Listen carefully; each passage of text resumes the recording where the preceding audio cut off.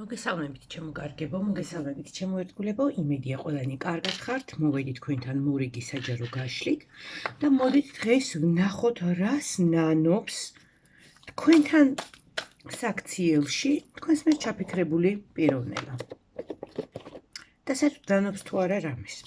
გაშლაში გვექნება 4 ვარიანტი, შესაბამისად ვირჩევთ ერთ-ერთ ვარიანტს, რა თქმა უნდა, შეგიძლიათ სხვადასხვა ვარიანტზე სხვადასხვა პიროვნება ჩაიფიქროთ და მოусმინოთ ტაროს პასუხებს. განეწყოთ ახლა გაშლისთვის და სანამდე გაშლას დავიწყებ, შეგახსენებთ, რომ ვისაც სურს ჩემთან პირადი კონსულტაცია, უნდა მომწეროთ, არ მირეკავთ, მომწეროთ ნომერზე 511131818 WhatsApp-ში, Viber-ზე ან ტაროს სამყაროს Facebook გვერდზე მესენჯერში. მაშასე გვაქვს 4 ვარიანტი. რას ნანობს თქვენთან მიმართებაში თქვენს მიერ ჩაფიქრებული პიროვნება.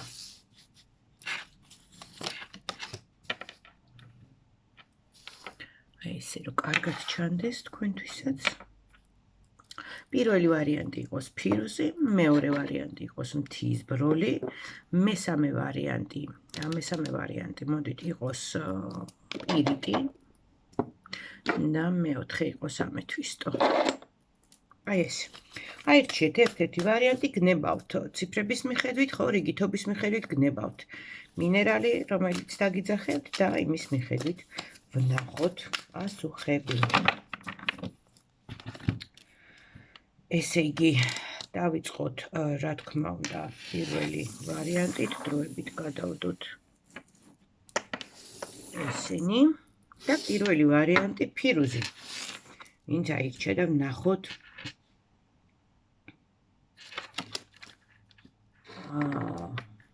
რას ნანობს. აქ სინანული ნამდვილად ჩანს პირველ ვარიანტში და თან ნახეთ. რაღაცა, რაც ჩაიდინა, ეხლა არ აქვს მნიშვნელობა, ხო, რაღაც არასწორად გააკეთა თქვენთან მიმართებაში, რა მოხდა. შედეგად მოხდა ის, რომ ამ ადამიანს გაუჩნდა თვითონ პრობლემები, გაუჩნდა გარკვეული შიშები. შეიძლება ეშინიათ იმისი, რომ თქვათ თუ დაშორებული ხართ, რომ თქვენს დაბრუნებას ვერ შეძლებს.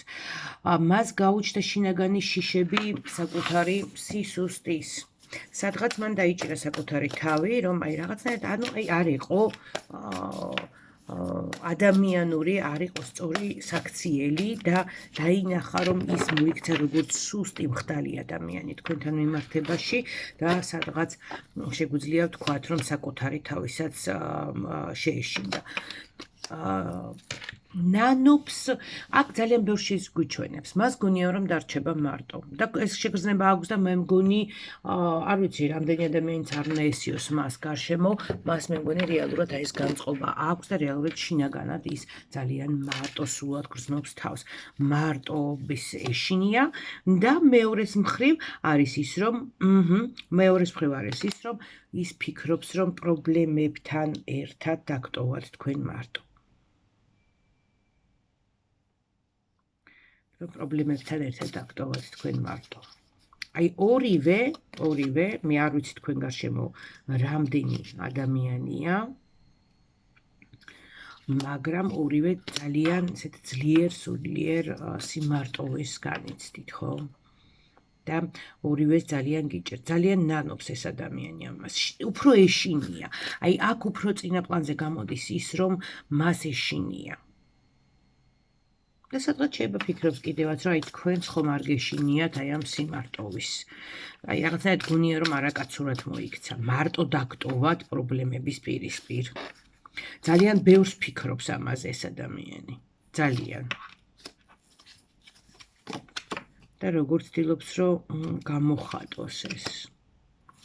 მას ოჯახში ქონდა, ანუ აქ კიდევ არის რაღაცა საოჯახო მემკვიდრეობითი ტრაუმები, რაღაცა ბავშვობის ტრაუმები, რომელიც მას ქონდა. შეიძლება არასრულფასოვანი ოჯახი იყო, შეიძლება კონფლიქტები იყო მის ოჯახში, ხო, მის მშობლებთან.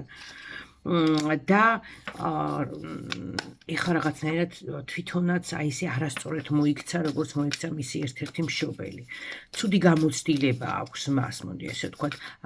ასევე შეიძლება ვიღაცასთან ისე გათამაშეს, რომ ის ადრე მიატოვეს, ხო? ძალიან ესე უსამართლოდ მოექცნენ და ეხლა თulis რომ თვითონაც ესე ცუდად მოიქცა და ძალიან განიცდის ამას. ესე იგი რაღაცა ძალიან სინანულშია ეს ადამიანი.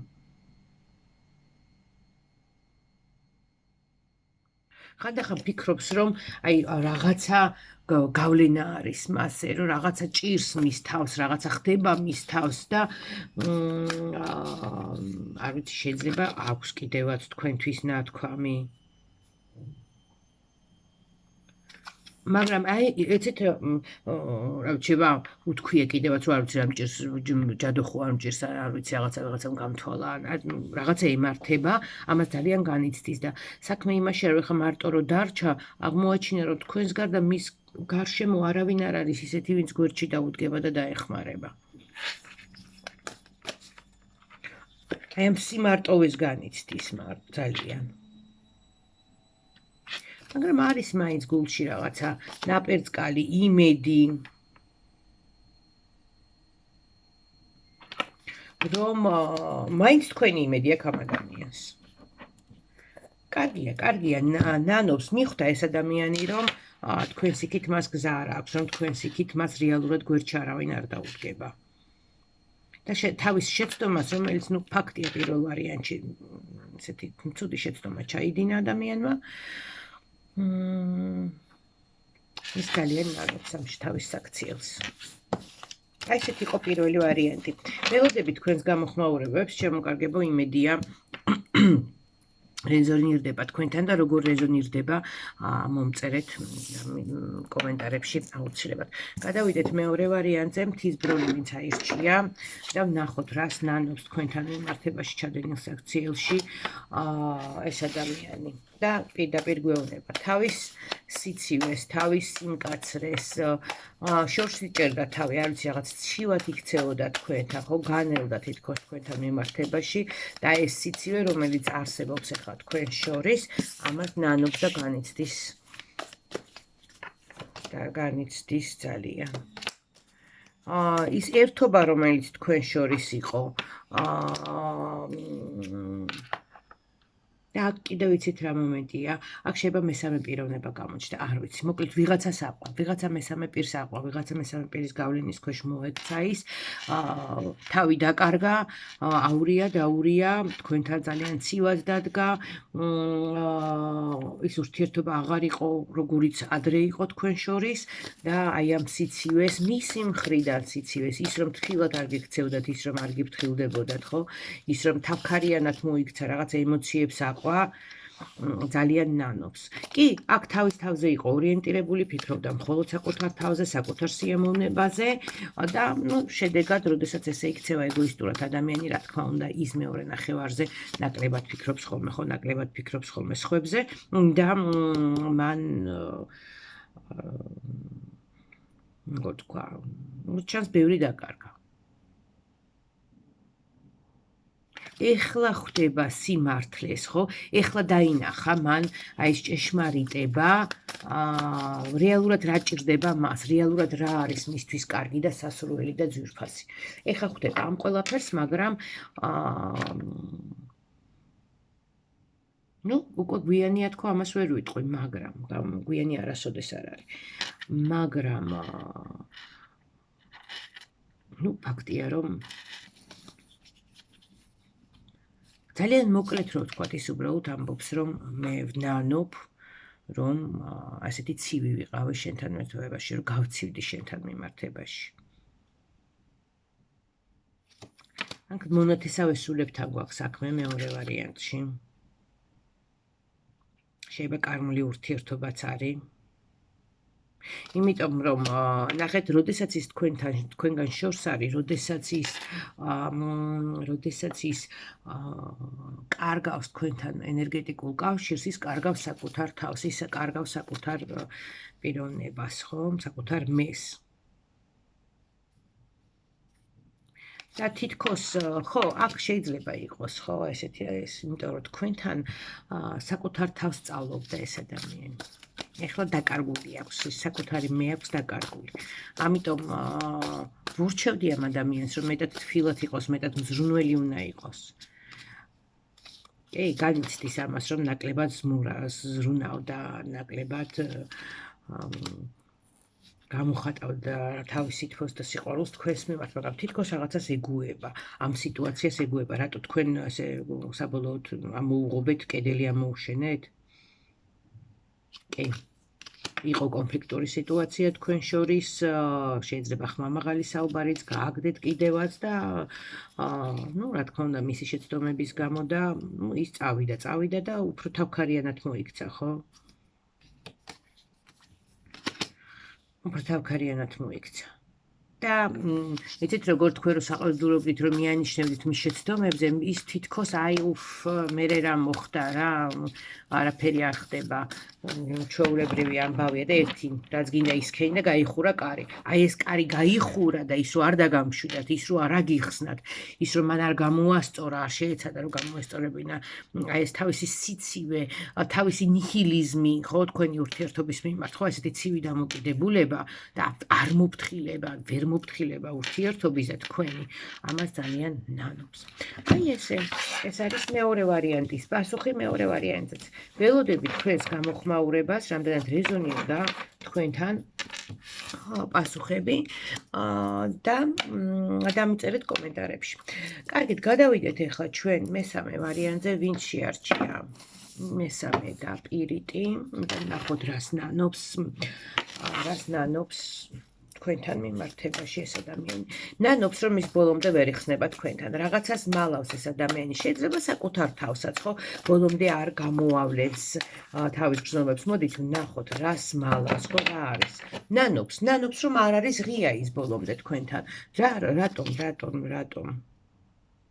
რაღაცაზე გაბრაზებულია თან. რომ შინაგანად ძალიან დიდი სიბრაზე აქვს. როგორი დაცემა, როგორი ვარდნა აქვს ამ ადამიანს. რაღაცა დიდი პრობლემის წინაშე დგას ეს ადამიანი და არ ამბობს. თქვენ ამის შესახებ სიმართლე არ იცით. აი მესამე ვარიანტებში, ახლა ერთი წუთით. ესე იგი, ნახეთ როგორი ამბავი გვაქვს აქ მესამე ვარიანტებში. ეს ადამიანი ნანობს რომ არ არის ღია თქვენთან, მას აქვს პრობლემა და აი ამ პრობლემიდან გამომდინარე არის მისი გარკვეული საქციელები თქვენთან მიმართებაში, აგრესია თქვენთან მიმართებაში და აქ მიზეზი არა თქვენ ხართ და არა ის რომ თქვათ თქვენს მიმართ მისი გრძნობები გაციებულია ან გაბრაზებულია თქვენზე, არამედ მას რაღაცა ძალიან აწუხებს, ძალიან დიდი პრობლემა აქვს და არის განერვიულებული, გაღიზიანებული და მოკლედ გამოსდის ის რაც გამოსდის, ხო? გიმალავთ ეს ადამიანი აქ რაღაცა დაფარული არის. თქვენ სიმართლე არ იცით ამ ადამიანის რეალური პრობლემების შესახებ. ძალიან ჭირდება მას ახლობლების, მშინაური ადამიანების მხარდაჭერა. იცით როგორც ფიზიკური, ისე სულიერი დასვენება ჭირდება, განტვირთვა ჭირდება, ძალიან დიდი მხარდაჭერა ჭირდება ამ ადამიანს. გააქვს ესეთი მხარდაჭერა ახლობლებისგან? არა. შეიძლება კიდე იცით როგორი მომენტია, კიდე დამატებით არის ის, რომ რაღაც ძალიან ძვირფასი ადამიანი დაკარგა ეხა. აი ამ პრობლემებს კიდე დაემატა ის, რომ ძალიან ძვირფასი ადამიანი დაკარგა მან. შეიძლება ეს ოჯახის წევრია, ხო, ოჯახის წევრის გარდაცვალებაც იყოს. რომლის აბსოლუტური ნდობა ქონდა თუ იმედი ქონდა, შეიძლება ეს მშობელი იყოს, აი ვიღაცებთან ეს მომენტიც იყოს. აი ამ მთელ სიმძიმეს კიდე ეს დაემატა, რომ ერთადერთი ადამიანი ოჯახის წევრებისგან ვამბობ, ვისი იმედიც ქონდა, ძალიან ახლო ადამიანზე არის საუბარი, ისიც დაკარგა ყველა სიკეთესთან ერთად და ძალიან დიდ პრობლემებთან ერთად ძალიან დიდ ტკივილსაც ატარებს. დამძიმებულია რაღაცნაირად მისი სული. და იცით რას ფიქრობს, რომ რაში ამ პრობლემა აქვს, რომ ის რომ მას აქვს აი ეს პრობლემა, რომ რაღაცა შინაგანად საოცრად განიცდის და აწუხებს და პლუს რაღაც ენერგეტიკულადაც ძალიან დამძიმებულია, ამაზე ის თქვენთან ვერ საუბრობს. ვერ საუბრობს, ვერავისთან ვერ საუბრობს და შედეგად მოდის აი ეს გროვდება, ხო ეს ნეგატივი არის გაღიზიანებული და ვიღებთ შედეგად იმას, რომ თქვენთან მოდის არასწორი საქციელები. ანუ პრობლემა, რომელიც რისთვის ღიზიანდება, რატო ჩხუბობს თქვენთან, რატო აქვს თქვენთან კონფლიქტური სიტუაციები, ხო ეს ყველაფერი არის დაგროვილი ნეგატივის, დაგროვილი პრობლემების და რაღაცა ძალიან დიდი გაჭირვების გამო. აი ამ მიზეზით არის. მაგრამ აი ვერ ამბობს თქვენთან ამას და ძალიან ნანობს. იმიტომ რომ ფიქრობს, რომ თქვენ რო იცოდეთ რეალურად რატო არის ის ესეთ მდგომარეობაში, როგორც იქცევა, ხო, ეხლა თქვენთან. ალბათ აპატიებით, ალბათ მიიღებდით, ხო, ალბათ უკვე აღარ გაბრაზდებოდით და სხვანაირად შეხედავდით სიტუაციას. აი ეს არის მესამე ვარიანტი, ველოდები მესამე ვარიანტებო კომენტარებში დამიწერეთ, როგორ რეზონირდა, რამდენად რეზონირდა ეს თქვენთან და რა სიტუაციაა და გადავიდეთ მეოთხე ვარიანტს. ამისთვის თუ ვინც არჩეთ. ნახოთ რა ხდება. რას ნანობს თქვენთან მიმართებაში, თქვენთან ჩადენილ საქციელში ჩაფიქრებული პიროვნება მესამე ვარიანტში.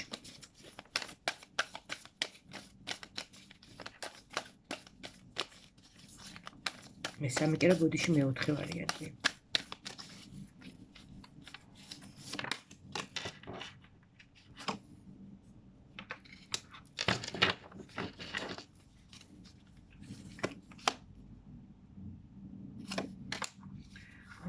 პირველი ჯანმრთელობის პრობლემა შეამოწმეთ, არ ვიცი.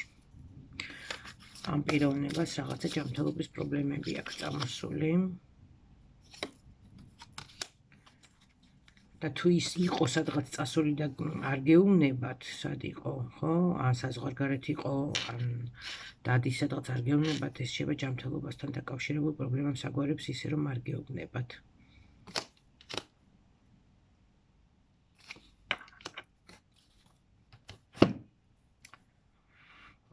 ეს ადამიანი მეოთხე ვარიანტი სრულიად ჩაკეტილია თქვენთან. საერთოდ არ უნდა ჩვენთან ლაპარაკი. ფიქრობს რაღაცა ავადმყოფობაზე, ფიქრობს იმაზე, რომ ძალიან ისეთი შავი ჩხურნია პალაცა, ხო, შავი ხაზი დაიწყო მის ცხოვრებაში. მოსვენებას არ აძლევს, აი რაღაცა ჭამს ამ ადამიანს შინაგანად.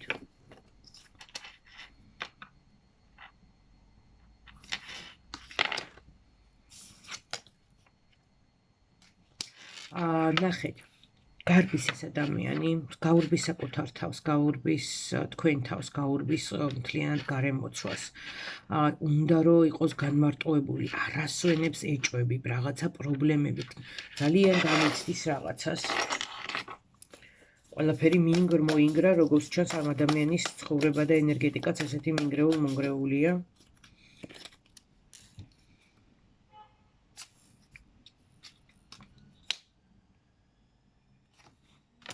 საშინელი ცეცხლი ტრიალებს ამ ადამიანის გულში, იმიტომ რომ რაღაცას ვერ აგვარებს, რაღაცა მის ძალებს აღემატება, რაც შეუძლია რომ გააკეთოს, ნუ აი რაღაცა არ გამოსდის. აი აბსოლუტურად იცით როგორ არის, აი მომწყდეული წარმოიდგინეთ ველური ცხოველი, არ ვიცი, ტყეში ვეფხვი რომ დაიჭიროთ და გალიაში შეაგდოთ სადღაც სიბნელეში და აი ბოლთას ცემს, დარბის გესე გიჟივით აქეთ-იქით კედლებს ეხეთქება, აი კედლებს ეხეთქება. აი ამ სიტუაციაში არის მეოთხე ვარიანტი. განმარტოვება ჭირდება, სულიერ განწმენდა ჭირდება. ისევ და ისევ, სულ განმარტოვება, სულ გაქცევა, სულ დამალვა. აქ სინანულზე არ ლაპარაკობს. აქ იცით როგორ არის, დამანებეთ ყველამ თავი. შემეშვით, ხო, აი სადღაც ბნელ კუთხეში დავჯდე და მოუკვდე, აი რაღაცა ძალიან ცუდი ენერგია მოდის ამ პიროვნებისგან. ახლა მე არ ვიცი ხლა ეს ვის ეხება და რა თქმა უნდა დარწმუნებული რო ვარ რომ ძალიან მცირე ნაწილს ხო შეიძლება ერთ-ორ ადამიანს ვინც ამ გაშლას ხო უყურებს არაფერი არ გამომდის წუწუნებს ეს ალაპარაკოთ მოვიდა მე მგონი გონია რომ სულ აი რაღაცა შეთქმულების თეორიები გონია რომ სულ რაღაცა უთვალთვალებენ გონია რომ სულ რაღაცა ყველა მის წინააღმდეგ არის მარტო უნდა აი ჩაკეტვა უნდა ამ ადამიანს უნდა ჩაკეტვა შეიძლება დეპრესია და ძალიან ღრმა დეპრესია და ამ ადამიანს ჭირდება შველა იცით კრიტიკის ქარცეცხლში არის მოქცეული ყველა საყვედურობს ყველა რაღაცას ეუბნება თან თვითკრიტიკაც მიდის ძალიან ძლიერი არ ვიცი აქ შეიძლება თვითგვემაც არის ხო აი მართლა თვითგვემა საკუთარ თავსაც ჯის ახლა ეს ადამიანი აზიანებს საკუთარ თავს სპეციალურად გამიზნულად აზიანებს საკუთარ თავს ეს უკვე გადაჭარბებულია ეს ძალიან ზედმეტია და ძალიან ბევრი ახლა რასაც აქ ჩვენებს